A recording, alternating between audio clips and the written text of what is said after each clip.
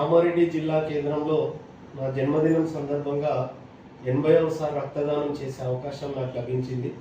మరి 2007వ సంవత్సరంలో కామారెడ్డిలో రక్త కొరత లేనటువంటి సమాజాన్ని తయారు చేయడం కోసం కామారెడ్డి రక్తదాతల సమూహాన్ని నాడు ప్రారంభిస్తే నేడు అంచెలంచెలుగా వేలాది మంది రక్తదాతలతో భారతదేశంలోనే అతిపెద్ద రక్తదాన కార్యక్రమాలు నిర్వహిస్తున్న సంస్థగా మరి గుర్తింపు పొందింది.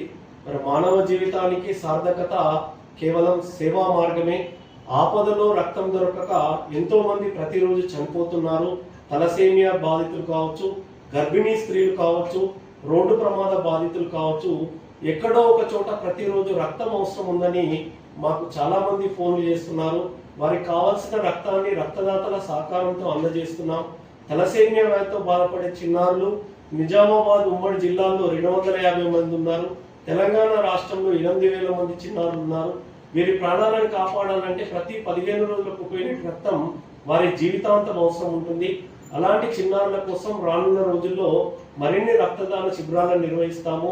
మనం ఎన్ని డబ్బులు సంపాదించినా, ఎన్ని ఆస్తులు సంపాదించినా మన జీవితంలో చిరస్థాయిగా నిలిచిపోయేది మనం ఇతరులకు చేసేటువంటి సేవ మాత్రమే. ఆ సేవా దృక్పథంలో ఎంతో మంది రక్తదాతలు మాతో కలిసి ప్రయాణం చేస్తున్నారు. రక్తదానం చేయండి, ప్రాణదాతలు కండి. పుట్టినరోజు కానీ, కుటుంబ సభ్యుల జన్మదినాలు కానీ, ఆత్మీయులకు జ్ఞాపకంగా రక్తదాన శిబిరాల్లో పాల్గొనాలి. రక్తదానం చేసి రక్త కొరత లేని సమాజాన్ని నిర్మిద్దాం.